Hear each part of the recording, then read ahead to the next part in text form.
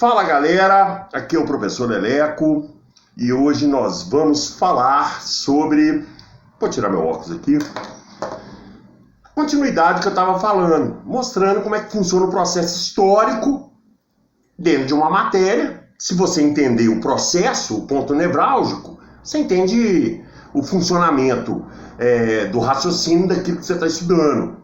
E a gente estava falando sobre a Idade Média e uma coisa que é interessante, pegando do último vídeo para esse, é o seguinte, que Idade Média e feudalismo não são a mesma coisa. A Idade Média é um período, o feudalismo é um sistema, e ele não é o herdeiro do Império Romano, assim como a Igreja Católica também não foi. A Igreja Católica ela ganha força e poder na época medieval, ou seja, vamos dizer que a Igreja Católica se torna força e poder de forma medievalista. Algumas características para a gente entender como é que vem esse sistema, como é que ele vem acontecendo.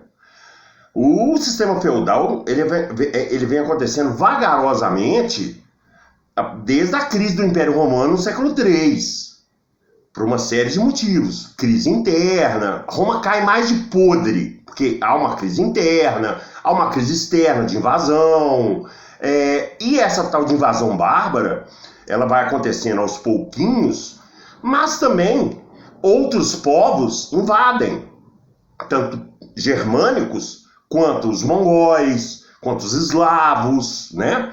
E isso vai gerar o quê? A saída das pessoas dos centros urbanos e passam a ir para os campos. A ruralização do Império Romano na Europa, né? Então, ela não vai se dar ao mesmo tempo em todos os lugares. Ela vai ser um processo que vai acontecendo. Então, o primeiro fator a se falar é a ruralização, ou seja, as pessoas passam a ir para os campos, para grandes fazendas, vamos dizer assim, né? Lembrando que o feudalismo é a junção cultural dos povos germânicos com os povos romanos. Ok? Beleza. Então, essa ruralização vai trazer também o dono da terra quanto quem não é dono da terra. Daí, nós vamos ter uma negociação. Quem é dono da terra não trabalha. Nesse sistema, não trabalhar é sinônimo de poder e status. Quanto mais terra, maior o seu poder. Maior o seu poder, quanto mais servos você tem também. Então, é um sistema que vai funcionar na base do ruralismo. Ou seja, o homem está ligado à terra. A terra agora é poder. A terra agora é riqueza. Outro fator interessante é o seguinte, que essa ruralização ela vai começar a se dar de forma maior, mais abrangente, e nós vamos chamar de feudo. Cada feudo é independente do outro, então nós vamos ter uma descentralização do poder. Portanto, não há um império feudal, não há um império medieval, não há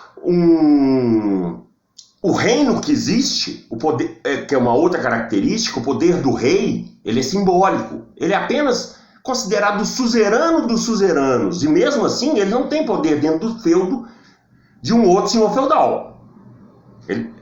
Ele até exerce um certo poder, limitadíssimo, mas ele só manda dentro do feudo dele. Então também a gente tem um reino, mas é um reino entre aspas, o poder do rei é simbólico.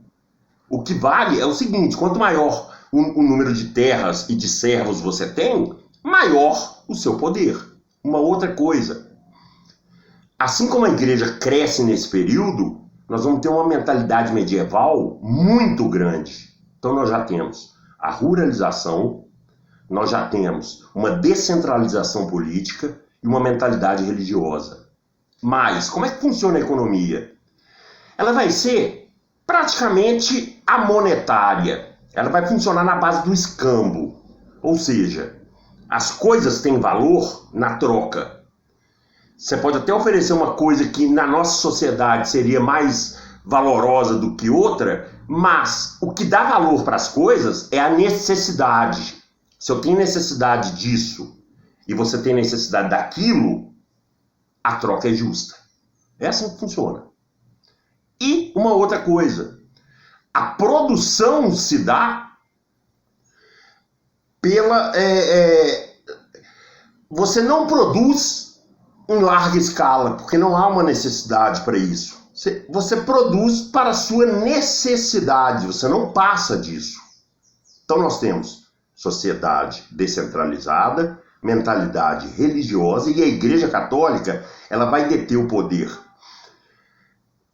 também de terras, ela vai ter 1/3 da Europa, ela vai ter um poder espiritual e vai ter um poder social. Ela vai dominar as mentes das pessoas e vai colocar um padrão de estilo de vida. A Igreja Católica ela está no topo da pirâmide social da Idade Média. Então nós vamos ter também uma sociedade amonetária e uma produção que também para o servo não compensava muito ter grandes invenções, maiores produções, porque ele tinha muitos encargos junto aos seus senhores feudais. Lembrando o seguinte, nós temos aqueles que rezam, a igreja, aqueles que lutam, que é a nobreza, e aqueles que trabalham, que são os servos. E a igreja justificava isso. Assim Deus o quer. Nós estamos imitando na terra a Santíssima Trindade. Assim funciona e um ajuda o outro. Assim a igreja justifica tudo isso. E mais, o sistema feudal é uma colcha de retalhos. Existia briga entre eles? Existia. Mas a Igreja Católica, ela vai tentar colocar uma harmonia ali, dizendo que cristão não mata cristão. Aí eu costumo até dizer o seguinte, se você quiser matar muçulmano, quiser matar judeu, beleza, mas cristão não mata cristão. Para tentar botar uma ordem ali, né? Ok, dentro dessa sociedade, todos têm um encargo, todos têm uma função. Uma outra coisa, é uma sociedade que funciona, as leis, o nome é até meio estranho, leis consuetudinárias, ou seja, leis baseadas no costume. Vou dar um exemplo aqui para vocês. Se você não é um nobre, você não pode olhar um nobre ou conversar com o nobre, simplesmente chegar e conversar e olhar nos olhos dele. Primeiro você tem que olhar para baixo. E outra coisa, se você quiser trabalhar na terra de um nobre, alguém tem que te indicar. Esse nobre, olha como é que funciona a norma para você ser aceito como um servo. Ele vai perguntar para você, você quer ser meu homem? E o cara olhando para baixo vai dizer sim. Aí ele vai pegar uma Bíblia, jura sobre a Bíblia? Juro. Aí ele vai pegar simbolicamente algo lá do feudo dele, vai dar na mão dele e vai selar com um selinho. Assim você se torna um servo de um senhor. E um servo, ele não pode se libertar, ele não é livre. Por exemplo, se ele fugisse de um feudo, ele ia ter que ir para outro feudo trabalhar para um outro senhor. Existia aldeões que não moravam em feudos? Existia. Mas acaba que todos, tinha ferreiro, artesão, acabava que todos tinham uma ligação com os senhores feudais, com a Igreja Católica. Você não fugia muito disso. Então acabava que o servo era preso. Existiam os aldeões, os vilões, né? Que moravam em vilas que não eram nos feudos, mas que tinham uma ligação ali, né? Com o comércio funcionando de uma forma monetária, e de feudo para feudo era diferente. Existia moeda? Existia. O valor e a forma era diferente de feudo para feudo. A forma de pesagem era diferente. A forma de medida era diferente. Então, a partir daí, a gente começa a moldar a sociedade feudal dentro dessas características. Posso dizer o seguinte, essas pessoas começam a ir para os campos, muitos tinham até pedaços de terra menores que eles cedem para os senhores feudais maiores em troca de proteção. Por isso que a gente vê aquelas cidades muradas, em muitos filmes a gente vê isso, para evitar o quê? O que estava acontecendo, guerra, fome e peste. Então, ok, funcionamento da sociedade feudal vai se dar dessa forma, é a Alta Idade Média, que vai ter o seu auge, seu apogeu, entre o século VIII até o século XII, XIII, mais ou menos, é que se dá o auge. Até lá, nós vamos ter a construção desse processo até se espalhar pela Europa, né? Dizem os estudiosos que o sistema feudal mais assim conciso se deu na França. Mas ele aconteceu na Europa, de uma forma geral. E uma coisa interessante que é bom estar falando que é o seguinte: a história é feita por humanos. Humanos são seres contraditórios. A crise do sistema feudal, que vai ser a Baixa Idade Média, ela se dá com o sucesso da Idade Média. Quando ela consegue estancar fome, guerra e peste, começa o problema da Idade Média, que é chamada Baixa Idade Média. A Idade Média vai durar 1000 anos. Com a Baixa Idade Média nós vamos ter um aumento populacional, que inicialmente vai ser bom, a produção vai aumentar, isso e aquilo. Só que vai começar a ter excedentes. Esses excedentes vão ser trocados por moedas. Vai começar a surgir uma coisa nova, uma classe nova chamada burguesia. Por que burguesia? Porque eles vão pegar esses excedentes, vão morar fora, nos burgos. Isso dava pano pra manga, viu, gente, com os senhores feudais. E aí vai começar a surgir corporações de ofício, guildas. Aí nós vamos ter corporação de ofício de artesão, de construtores, de todo tipo. Todo tipo. E eles vão passar a vender, ou seja, é o renascimento, não é o renascimento cultural, o renascimento inicialmente comercial e posteriormente você precisa de contato com outras pessoas, até as cabeças vão mudar. Você está tendo contato com outras pessoas, até com outras regiões.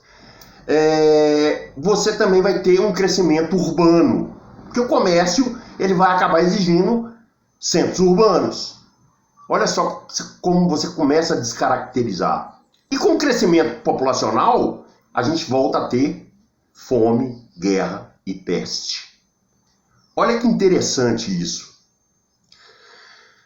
Quando se fala das historinhas, né, como Chapeuzinho Vermelho, os Três Porquinhos, João e Maria, o que eles têm em comum? Fome. O lobo está tentando comer os Três Porquinhos, a vovozinha, o Chapeuzinho Vermelho. João e Maria, isso era muito comum. Quando a terra fica muito cheia, muitos servos eram jogados para fora dos feudos sem ter o que fazer. E muitos pais colocavam seus filhos também. Deixavam seus filhos. É o caso da história de Joãozinho e Maria. As histórias medievais, elas relatam muito bem. E elas não têm o final que a gente conhece como hoje. Eram muito mais macabras, viu, gente? E eu espero num outro vídeo estar comentando sobre isso. Então, dentro dessa lógica, a gente começa a ter, inclusive, guerra. A Guerra dos 100 Anos, que é a guerra da França com a Inglaterra, que vai gerar um processo de guerra.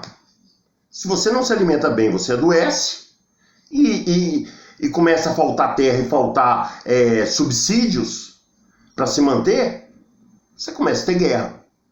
E tudo volta a ter uma crise novamente com transformações. Mas dentro da Idade Média, é bom ressaltar também que é uma cultura de retalho e que o processo de vassalagem ele se dá com o servo. O senhor feudal sempre é o suzerano dele. Quando ele cede terra para o cavaleiro, que antes era um cavaleiro errante, que vivia nas aventuras, ele vai querer terra.